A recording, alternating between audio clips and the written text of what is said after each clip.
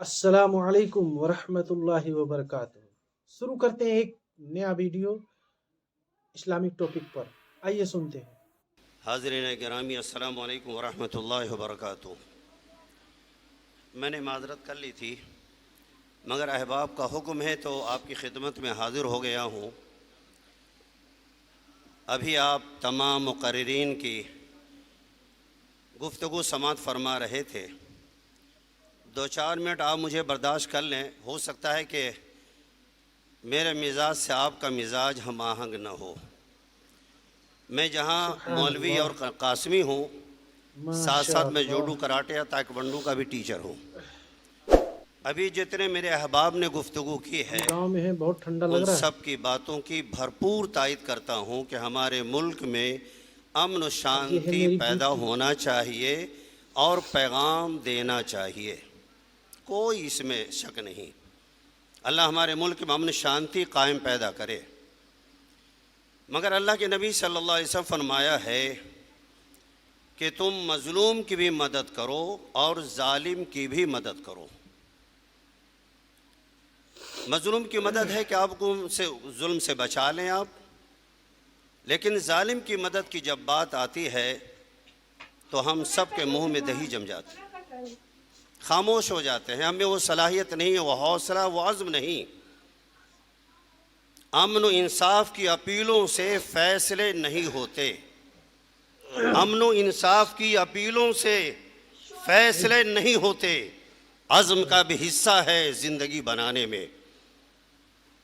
وطن کی ریت مجھے ایڑیاں رگڑنے دے، وطن کی ریت مجھے ایڑیاں رگڑنے دے، مجھے یقین ہے پانی یہیں سے نکلے گا۔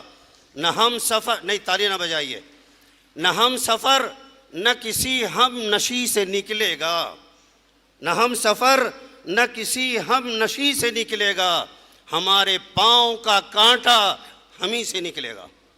میرے دوست، ایک صاف بات ہے، قرآن کا ایک پیغام ہے کہ وَأَعِدُّوا لَهُم مَّا اسْتَطَعْتُم مِّن قُوَّةٍ وَمِن رِّبَاطِ الْخَيْلِ۔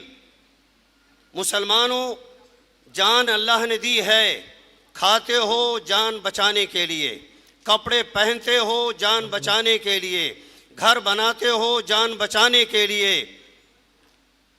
مگر حالات کیا ہیں؟ لوگ ٹوٹ جاتے ہیں ایک گھر بنانے میں، لوگ ٹوٹ جاتے ہیں ایک گھر بنانے میں۔ تم ترس نہیں کھاتے بستیاں جلانے میں؟ کروڑوں کی آبادی ہے ہندوستان میں، 1,40,00,000 جو بھی کہہ لیں آپ، ان پر چند بدماش بھاری ہیں، سب خاموش۔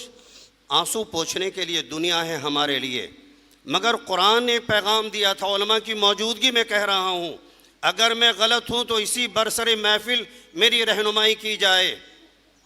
قرآن نے ایک تصور دیا تھا قیامت تک وہ آیت نہ منسوخ ہوئی ہے نہ اس کا حکم موقوف ہوا ہے۔ بڑی ذمہ داری سے کہہ رہا ہوں، ترہبون بہ عدو اللہ وعدوکم، تم ظالموں کے دشمنوں میں اپنی دھاک بیٹھاؤ، گاجر مولی بن کے زندگی مت گزارو کتوں کی طرح، گاجر مولیوں کی طرح تم کاٹ دیے جاتے ہو، کوئی پرسان حال نہیں ہوتا۔ ان حالات میں ہماری ذمہ داری کیا ہے؟ ظالموں کو روکو، اور روکنے کے لیے کیا کرنا ہے؟ امن و انصاف کا یہ آئی کارڈ لگا کے کھڑے ہو جائیں گے، بھیا ہم امن کے پیغامبر ہیں، انصاف کے علمبردار ہیں، क्षमा چاہتے ہیں، یہ سب نہ کرو، ظالم رک جائے گا۔ ارہاب پیدا کرو، ارہاب، نہ اتنے نرم چارہ بنو کہ قطر دیے جاؤ۔ حالات کی نزاکت کو دیکھتے ہوئے ہم ظلم نہیں کریں گے۔ نہ اللہ ظالم کو پسند کرتا ہے، نہ ظلم کو پسند کرتا ہے، نہ فساد کو پسند کرتا ہے، نہ فسادیوں کو پسند کرتا ہے۔ ہماری ذمہ داری ہے کہ ہم جئیں تو اپنے بل پہ جئیں، بھکاری بن کر، بھیک مانگ کر، امن و امان کی اپیل کر کے ہم زندگی نہ گزاریں۔ ہم مرنا پسند کریں گے مگر کتوں کی زندگی گزار کر جینا پسند نہیں کریں گے۔ یہ جذباتی تقریر نہ سمجھیں آپ، یہ دل کا درد ہے۔ لوگ مار دیے گئے، کاٹ دیے گئے، برباد کر دیے گئے، ہمارے احباب آنسو پوچھ لیں گے، تسلی دے دیں گے، پرسہ کر لیں گے۔ باز آبادکاری کون کرے گا؟ قسطوں میں مارے جائیں گے۔ 2024 کی کوئی تعداد محدود نہیں، کہ 2024 تک ہی ظلم ہوگا، ہوتا آ رہا ہے، ہوتا رہے گا۔ وہی چراغ جلاؤ تو روشنی ہوگی۔ قرآن نے آپ کو ڈیفینس کے لیے جو تعلیم دی تھی، وَعِدُّوا لَهُم مَّا اسْتَطَعْتُم مِّن قُوَّةٍ، ظالموں سے نمٹنے کے لیے، دشمن اسلام سے نمٹنے کے لیے، اپنے عقیدے، اپنے ایمان، اپنی جان مال عزت و آبرو کی حفاظت کے لیے جو تدبیریں کر سکتے ہو کرو۔ کیوں؟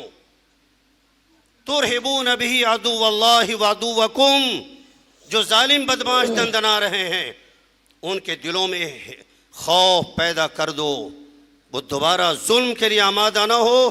اگر ظلم کرے تو پنجہ مروڑ نہیں، صفحہ ہستی سے مٹا دو۔ تمہیں معلوم نہیں؟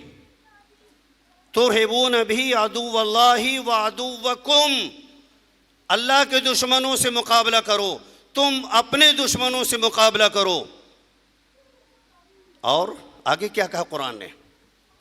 وَآخَرِينَ مِن دُونِهِمْ لَا تَعْلَمُهُمْ اللَّهُ يَعْلَمُهُمْ، ان کے بعد بھی، مکہ مدینے کے بعد بھی اور حالات کے بعد بھی ایسے دشمن آئیں گے جو تم کو صفحہ ہستی سے مٹانے کی کوشش کریں گے۔ دھرم گرو آئیں گے تمہارا سنگھار کرنے کی، نرسنگھار کرنے کی، صفحہ ہستی سے مٹانے کی کوشش کریں گے۔